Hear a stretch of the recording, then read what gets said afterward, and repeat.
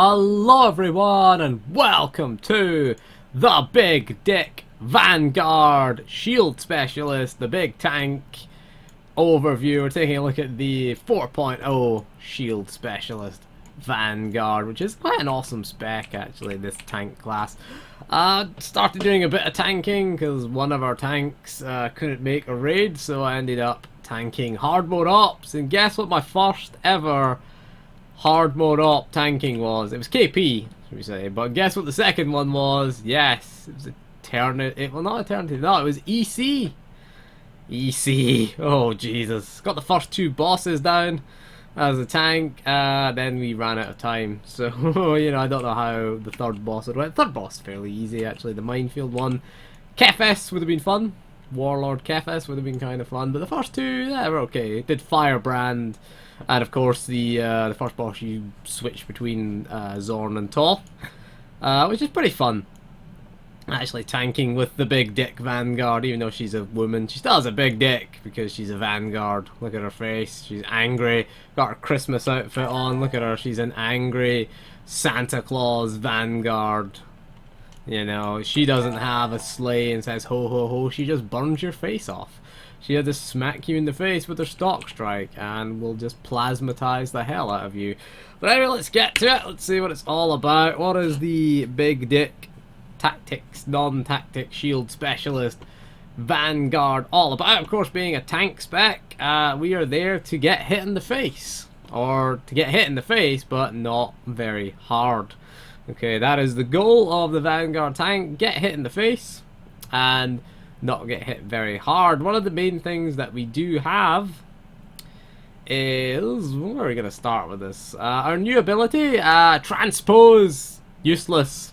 PvE, totally useless. Totally useless. Swap places with a group member and bestow a benign presence upon them for 6 seconds. Targets with benign presence are ignored by most enemies. Cannot be leapt to or pulled.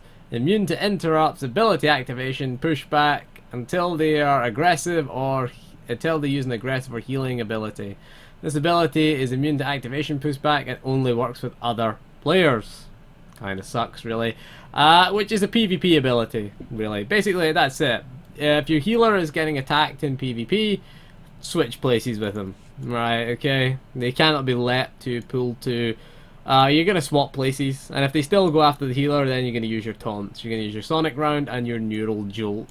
PvE, not really. The biggest problem with it is it does have a 1.5 second activation time, which, you know, if you're doing an HM op, your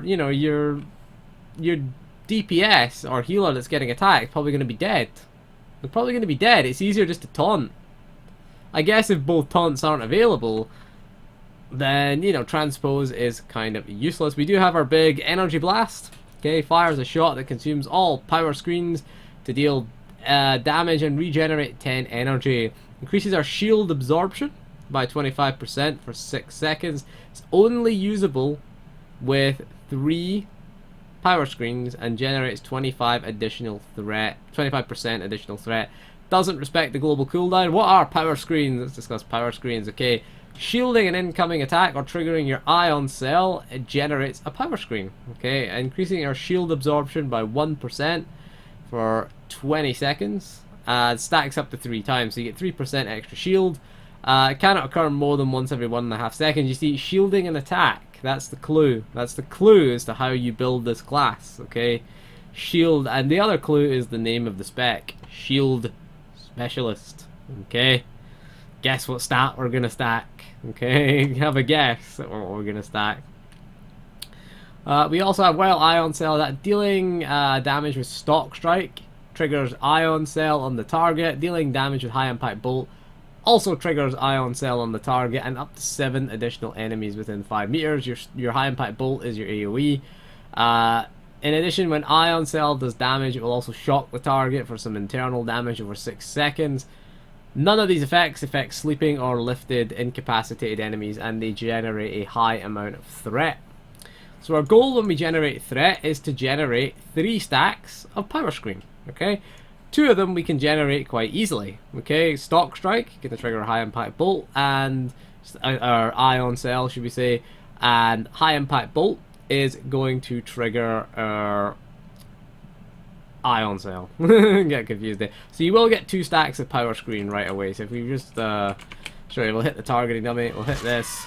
There you go, there's 2 stacks of power screen right away, and you generally get your 3rd stack of power screen, which is necessary to use energy blast, from getting hit in the face. Okay, that's why we want to pull. That's why we want to make sure that we pull at the pool. The other alternative is to wait until it comes off cooldown. We don't want to do that. We do want to do some shield. We want shield. Okay, it's not a thing. We'll talk about gearing later on. So that is our big, most of our rotation is going to be stock strike, high impact bolt. They're your priorities. Keep them on cooldown.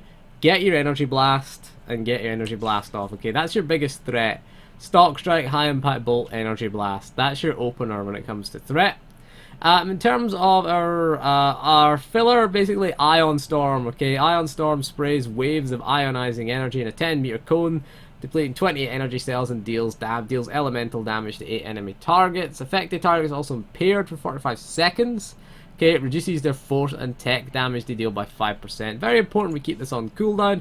It does proc. The proc reduces its channel time. It does replace your pulse cannon. Okay, there's your Ion Storm. Channels for 3 seconds. However, if you get the proc, it will channel for 1.5 seconds. We'll try and get the proc up. There you go. Finishes its cooldown and channels in half the time. So it's very, very nice. Puts the debuff on the target. Okay. Impaired force and tech damage attacks are decreased. Damage is decreased. So it is very, very useful. Very useful for cleaving. You're going to keep Ion Storm generally on cooldown. Use it whenever it procs. You can use it off the proc as well.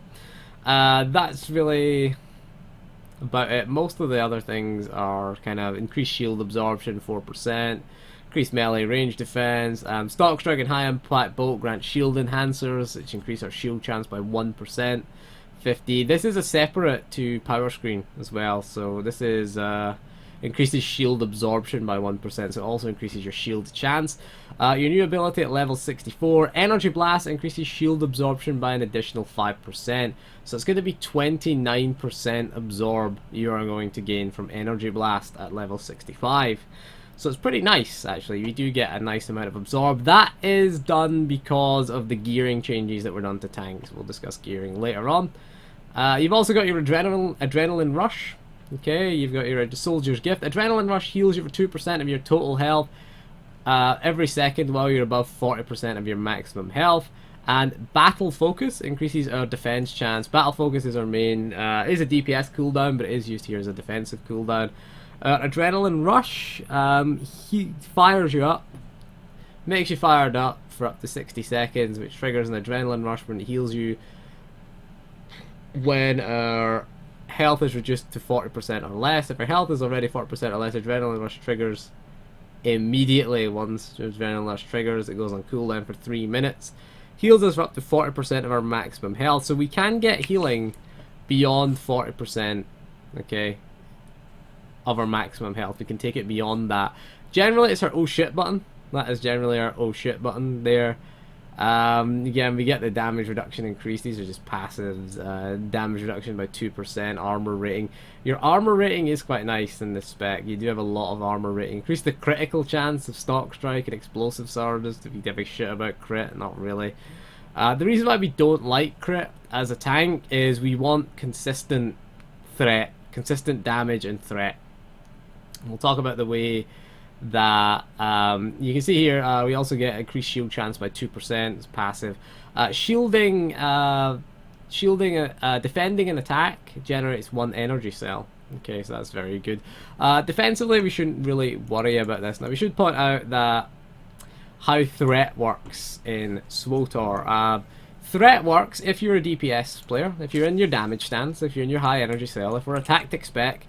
Every 1 damage that we do to a target is 1 threat. Okay, we shoot this. If we hit a stock strike, it hits for 2.5k damage. Okay, that is 2.5k threat. It's generated on that target that we've hit. Okay, if we use AoE, it will be however much AoE damage it's done to all the targets that we hit. However, when we are in our tank stance, when we're in our ion cell, if we hit this target, basically we our threat generation is increased by 100%. Okay, it says here 50%.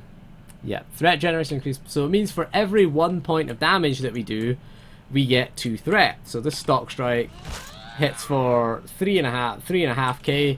We then get 7k of threat. Okay, as opposed to the DPS stance, it does more damage than that. So if the stock strike hit for 2.5k, we do 5k threat. So we do double threat of a DPS. Okay, still not enough to stop the buggers pulling aggro off us.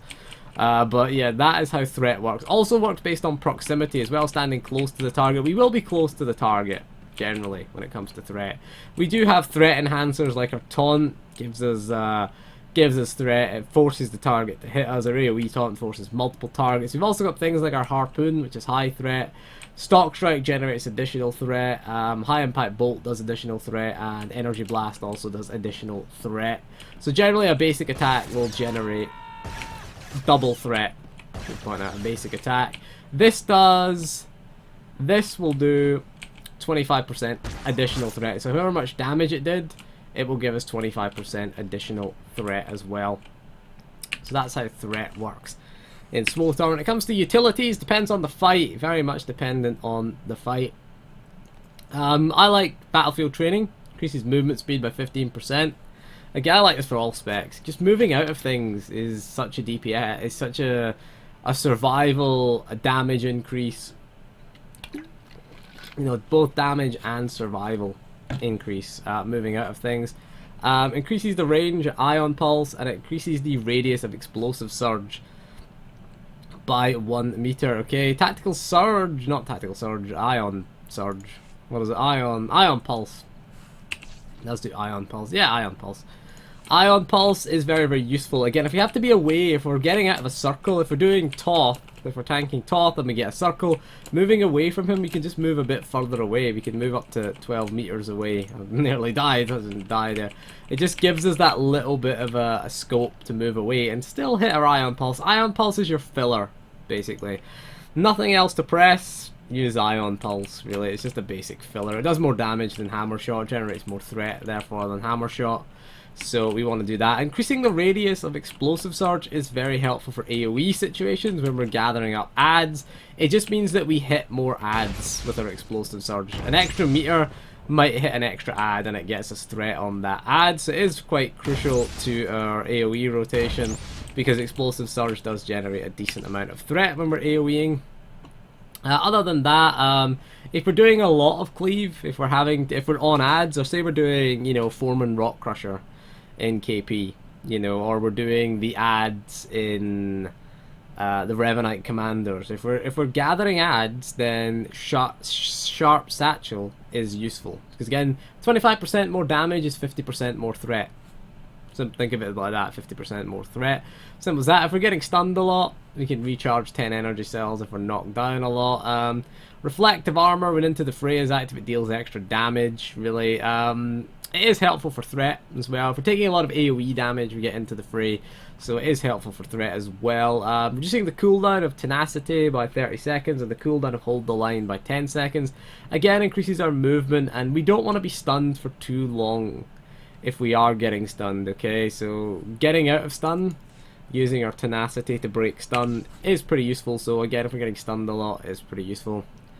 Reducing the movement speed of targets, not really. Neural Jolt or Taunt reduces the movement speed of a target, not really. There's never really any situations in PvE that we need to do this. For this, Sonic Rebounder is again pretty nice. Again, we're tanking, if we're tanking Toth again, with the melee DPS are going to be there. When Toth goes berserk, Sonic Rebounder, again, Underlurker under the shield as well, when you're not the shield, the cross. It's useful as well for protecting melee if you're in a burn phase as well.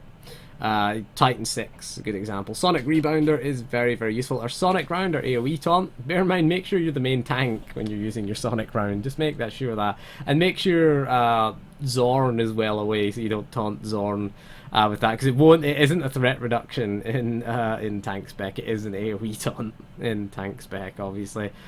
Reflective armor, the electro shield, should we say that's reflective armor? Electro shield can be useful because we will be using a reactive shield. Again, it just helps us with threat. It's not really hugely important. Reducing the cooldown of cryo grenade can be important if we're tanking ads. With 10 seconds can be a bit important as well. Frontline defense, again, if we need to interrupt things, is very, very useful. Also, accelerated reel, reduce the cooldown of harpoon by 15 seconds. If things get away from us, we can just pull them back in. Harpoon does generate a lot of threat. Okay, it's a very high threat generator. Surveyed terrain, while stealth scan is active, it increases the movement speed of allies within 50%. If we have a sentinel in the group, it's not really that important. It's more of a PvP thing, stealth scan anyway. Harpoon immobilizing the target, not really for PvE. Really, it's not really that important. You're going to be getting threat anyway. We'll move on to heroic. Activating Storm can grant Blitz, which increases movement speed by 30% for 4 seconds. It does refresh the duration of Blitz. So if we're storming up to a boss and we want to position the boss in a certain position, it can be useful actually to have that movement speed increase, because we can get to that position quicker. The other alternative is Charge the Line to increase our movement speed by 45%. It has a similar effect as Blitz. Again, you can use Charge the Line without using Storm, so pick whatever you want here. Guard Cannon, damaging a target with a shoulder cannon. Shoulder cannon missiles heals you for 5% of your total health. It's just a nice little cooldown. You know, it just gives you defense. Increases your defense as well when you use your shoulder cannon. So having a nice little heal is quite nice there. The other shout out is Re-Energizers. Reserve Power Cell is activated. It regenerates 10 energy cells over the next 5 seconds immediately and increases all threat. Increases threat towards all enemies by a small amount. So if we're low on energy and we need to generate threat, can be useful. The other one that's useful is Focus Stims, can be useful. Battle Focus increases our damage done by 5% while we're in Ion Cell. Can be quite nice. Battle Focus, if we're struggling for threat, we can pop Battle Focus at the start of a fight as well, and it will give us 5% extra damage. 5% extra damage is 10% extra threat, bear in mind, because it's 1 to 2. Increase the stun duration of Cryo Grenade, not really. Allows Adrenaline Rush to be activated while stunned. Again, if we are getting stunned a lot, it will purge stun effects when activated. So if we are getting stunned and taking a lot of damage, it can be used. It's not usable in scripted stuns, so it kind of diminishes its value. You could argue efficient tools, maybe situationally, increase the range of Harpoon and Shoulder Cannon by 10 meters, and eliminates the energy cost of Cryo Grenade and Neural Surge. Okay, Neural Surge is your AoE stun. Can be quite useful. Again, it can be quite useful. Cryo Grenade is your single stun. So certain fights where if things are getting away from us, or if we have to be away from something for a period of time, again, judge it on some of the fights that we're doing. Should point out Riot Gas is our other kind of one of our best defensive cooldowns. Riot Gas throws a canister of Riot Gas in the immediate area for 15 seconds. Enemies that enter and remain within the Riot Gas are slowed by 70%. Suffer a 30% melee and ranged accuracy loss. Quite nice actually for it's one of our sort of go-to defensive cooldowns on a 1 minute cooldown. It's on a 1 minute cooldown, so it's quite nice. We can use this quite often. It's very, very nice if we're taking big damage, especially from melee attacks or ranged attacks. Tech attacks, force attacks doesn't work on. Okay, it doesn't work on them. When it comes to gearing, we'll talk about gearing our tank now. It's called Shield Specialist. I don't know why we're in tech there. It's called Shield Specialist. That is a clue. Shield is our main stat for tanking. Defense we can kind of ignore because everything has defense in it. That is the biggest change to gearing, is that you'll see here this has defense shield, this is shield defense, absorb defense. Everything has defense in it. Okay, your gloves, your belt and bracers, defense. I have the 2-piece set bonus, so these are all going to have defense. When it comes to augmenting, we're augmenting shield until we hit 50% shield, and then we want to look at absorb. In terms of absorb, we don't want to ignore absorb. Okay, we do not want to ignore it because it gives us better passive mitigation. Okay, we can increase our absorb with energy blast by 29%. So it is good. Bear in mind, shield and absorb are related. Okay, there's no point in having massive amounts of shield and very little amounts of absorb. Okay, because we may shield attacks, but then they should explain the relationship. The chance that incoming energy or kinetic damage will be reduced by our shield. Okay, it's a chance to shield it. Okay, the absorb is the percentage of prevented damage that is absorbed by our shield. So if we get a hit for 10k and we shield it, we'll lose 30%. So it'll be 7k hit, essentially. That kinetic or what is it? Kinetic or energy. So force usually is energy. Things that are tech are usually kinetic. Okay, this is chance to avoid incoming attacks broken down. So it's melee, melee and range that we get. We don't really have any force or tech resistance. Okay, this is melee and range dodge. Okay, that it increases our defense chance. Defense is useful, but seeing as every single piece has defense in it, I wouldn't focus too much on it. Okay, an upgraded piece of gear is probably gonna, if it's going to have more defense and more shield, it's probably going to have that when you start getting set bonuses. The set bonus is pretty important. I only have the 2-piece so far. We got 220 legs, and the rest of this gear is mostly 220 Mark II, apart from the belt, which is 216.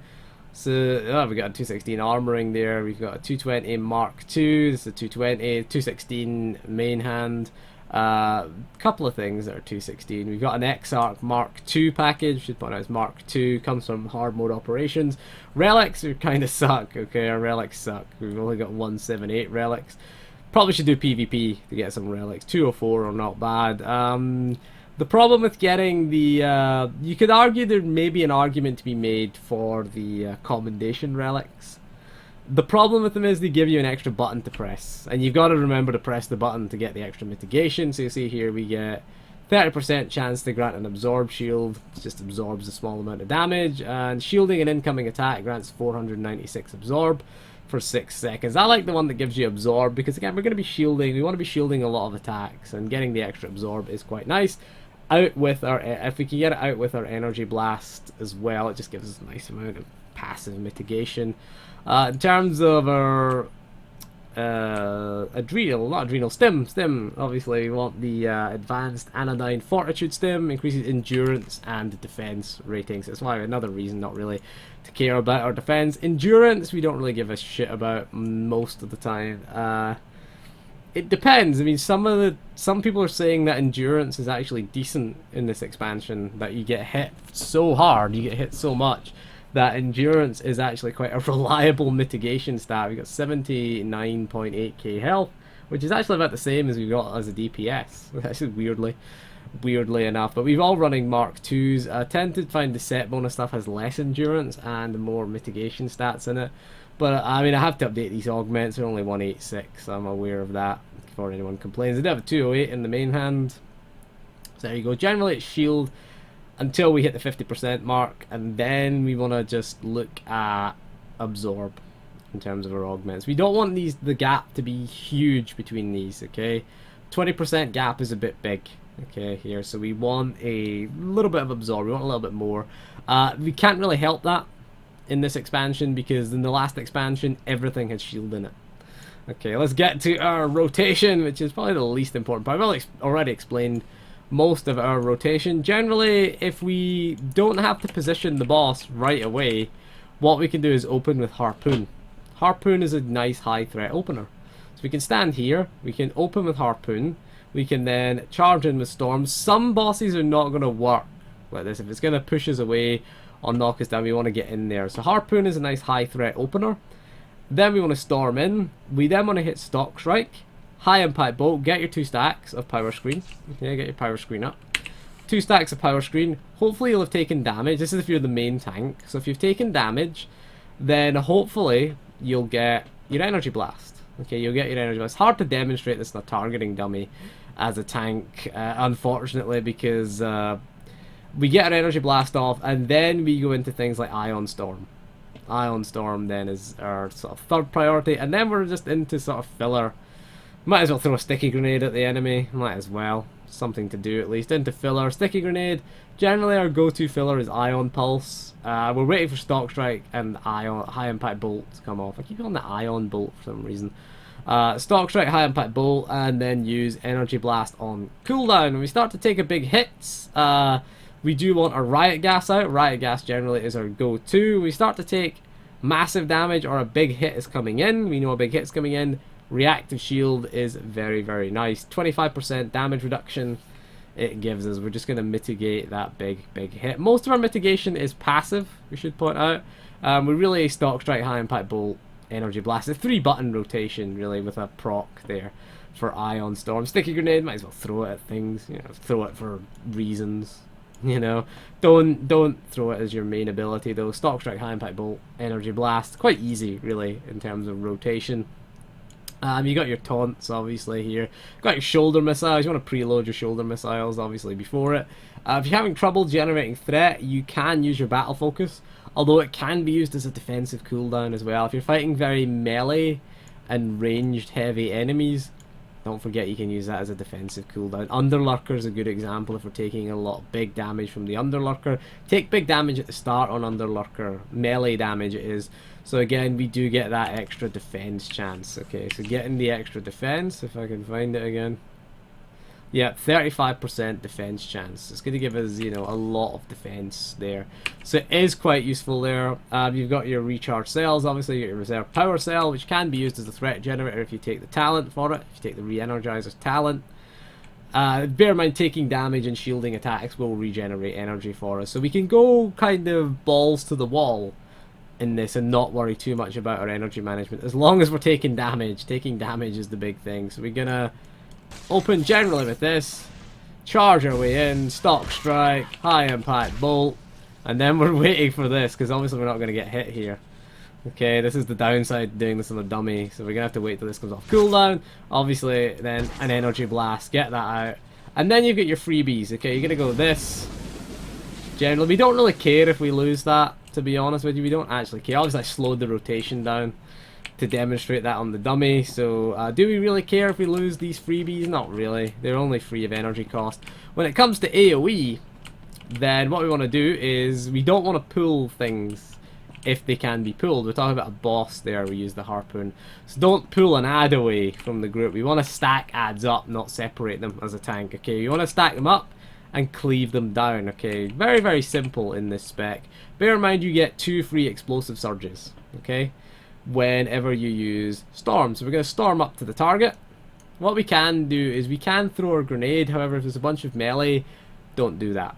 Don't open with that, okay? Because what happens is the melee run to you, and while you're charging to the enemy, bad idea, okay?